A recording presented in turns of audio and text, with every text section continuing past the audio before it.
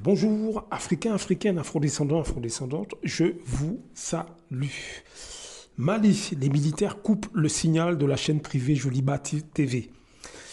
Alors, moi, bien sûr, je suis... ben évidemment, moi, je suis pour la liberté de la presse. Mais apparemment, au Mali, bon, ils ont estimé que cette chaîne avait tenu des propos qui n'allaient pas dans le sens du pouvoir. Okay, donc, est-ce qu'ils ont raison, est-ce qu'ils ont tort? Je ne vais pas débattre là-dessus. Ce que je veux dire, c'est que, vous savez, il y a un moment donné où il faut prendre des décisions, même dans votre vie privée. Dans votre vie privée, il y a un moment donné, il faut prendre des décisions au risque de déplaire. Alors, je ne dis pas que le Mali a raison ou a tort, c'est pas ce que je veux dire. Je veux dire que quelles qu'en soient les raisons, il y a un moment donné, il faut décider des choses. C'est important.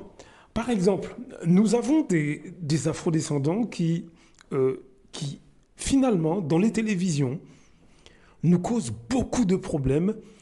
C'est ce que j'appelle, moi, le mépris soft. Le mépris soft, venant des acteurs noirs qu'on voit dans les télévisions, qu'ils soient américains, français. Bon, français, de toute façon, c'est très rare de voir, il n'y en a pas des masses, hein, des acteurs noirs français. Mais les Américains là, que vous voyez dans les télés, Dieudonné en a parlé, il y a une espèce de bourgeoisie noire, et les Noirs américains en font partie, qui trahissent les afrodescendants. Et ça nous cause beaucoup de problèmes économiques. Vous allez voir le lien dans une seconde.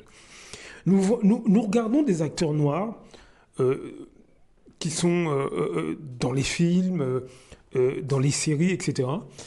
Regardez bien les séries américaines, vous verrez que l'acteur noir, il joue souvent des rôles qui dévalorisent les afrodescendants. Je l'ai déjà dit dans un autre audio, regardez comment on lui parle, regardez le comportement de ces acteurs, regardez les rôles qu'ils interprètent, regardez tout ça, mes amis, regardez ce qu'ils font, leur attitude, leur langage corporel, recensez un peu tous ces films joués par des acteurs noirs américains, à part quelques rares exceptions près, vous allez vous rendre compte que beaucoup jouent des rôles qui sont dévalorisants pour les afrodescendants. C'est ce que moi j'appelle le mépris soft. Ce sont des gens qui savent ce qu'ils font. Ils savent très bien ce qu'ils font. Les gens qui filment, les scénaristes, les dialoguistes, etc., savent très bien que le rôle souvent que ces afrodescendants interprètent, c'est méprisant pour les populations noires. Et le souci, c'est que on ne fait aucun travail là-dessus. On ne remarque pas ces choses. On n'avertit pas nos proches. Vous n'êtes pas obligé de défiler dans les rues avec des pancartes. Quoique, pourquoi pas, mais vous n'êtes pas obligé de le faire. Simplement avertissez vos proches, qu'ils fassent attention. Les acteurs noirs, souvent américains, qui sont dans les grandes productions, mais je vous assure, et c'est pas contre eux hein, que je dis ça, peut-être qu'ils n'ont pas le choix. Mais au bout d'un moment, il faut dire les choses, il faut pointer du doigt les problèmes, mes amis. Moi, je critique pas leur carrière. On va me dire, ouais, t'es jaloux. Non, c'est pas de la jalousie. Je critique pas leur carrière. J'applaudis ce qu'ils font. Il n'y a pas de problème. Mais méfiez-vous, mes amis. Méfiez-vous de ce que vous regardez. Méfiez-vous de même certains films français où on va filmer des jeunes noirs. C'est souvent dans les banlieues, souvent des voleurs, souvent en train de tuer quelqu'un, etc. Faites attention. Alors, quand je dis que économiquement ça nous pose problème, mais d'après vous, comme je l'ai déjà dit, les gens qui regardent ces films, ces séries, que ce soit sur Netflix, que ce soit au cinéma, etc., toutes ces productions cinématographiques, télévisuelles, les téléfilms, etc. Mais vous pensez que les gens qui regardent ces films et ces clips vidéo, j'ai oublié de vous dire, bah oui, les clips vidéo violents où des femmes noires sont à moitié à poil. Quand vous regardez sur les réseaux sociaux, c'est pareil. Tout le public qui regarde ça international, d'après vous, quand il vous regarde, d'après vous, il pense à quoi? D'après vous.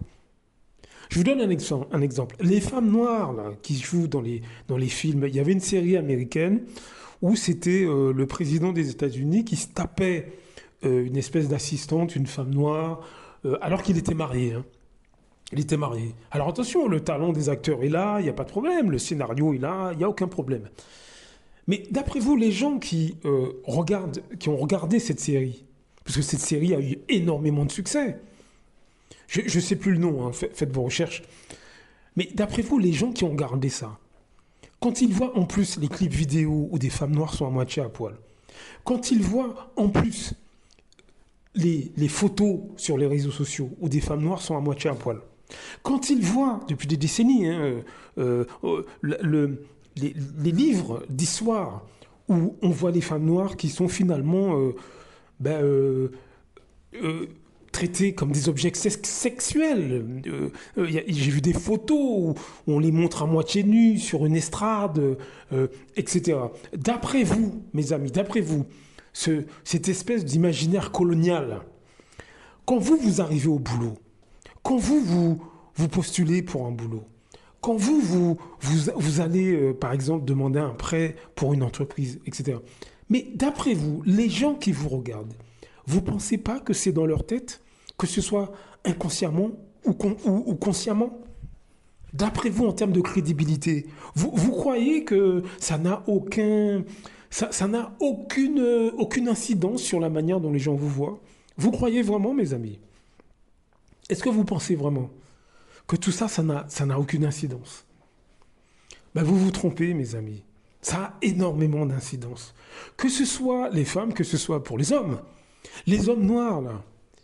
Quand on voit des hommes noirs américains dans les films, qui sont constamment, et c'est là où je dis qu'ils trahissent les afrodescendants, qu'ils soient obligés ou pas obligés de le faire, ils trahissent. Ils jouent des rôles constamment où ils sont des voleurs, ils sont des gangsters, ils commettent des crimes, on leur parle n'importe comment. Hein, observez les films, on leur parle n'importe comment. Souvent des situations où on se fout de leur gueule. Souvent des situations où les femmes leur parlent comme de la merde.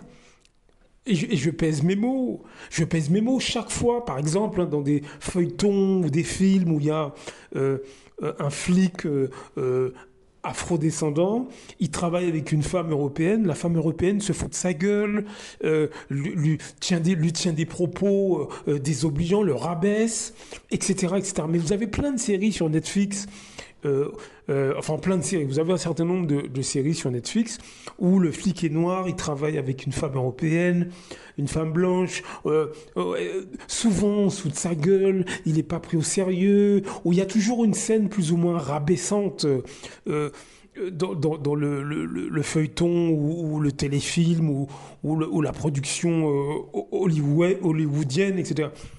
Vous pensez réellement que ça c'est fait par hasard? Vous pensez réellement? Mais non, c'est fait pour rabaisser l'image des afrodescendants. C'est fait exprès. Et l'acteur, mais bien sûr qu'il le sait, bien sûr qu'il le sait. Quand Dieudonné dit qu'on a mis en place une bourgeoisie noire qui trahit les afrodescendants, il a entièrement raison. C'est la trahison soft. C'est celle qui ne dit pas son nom. C'est celle qui vous rabaisse, mais sans que vous ne vous en aperceviez, mes amis. Voilà la réalité. Voilà le truc. Est-ce que vous voyez ce que je veux dire? C'est ça la trahison soft. C'est ça qui fait que, on est ridiculisé par un certain nombre des nôtres. Économiquement, ça nous cause énormément de problèmes. Énormément de problèmes. Ça va très loin. Ça va jusqu'à Macron qui se fout de la gueule d'un président africain. Je ne sais plus dans quelle situation, mais il s'est foutu publiquement, mes amis, publiquement. Faites vos recherches. Macron qui a dit à un président africain, je ne sais pas ce qui s'est passé, le président devait partir, il a été refaire la clim ou quoi. Vous imaginez publiquement devant des journalistes. Voilà notre non-réaction. Voilà jusqu'où ça va, mes amis. Voilà jusqu'où ça va. Tout le monde se fout de notre gueule. Économiquement, c'est pareil. Donc, observez toutes ces choses, mes amis. Parlez-en à vos proches. Vous n'êtes pas obligé de faire une révolution demain, mais parlez-en à vos proches. de ce problème au niveau des télévisions, comment économiquement ça nous pose des problèmes, parce que directement et indirectement, eh ben, ça nous décrédibilise.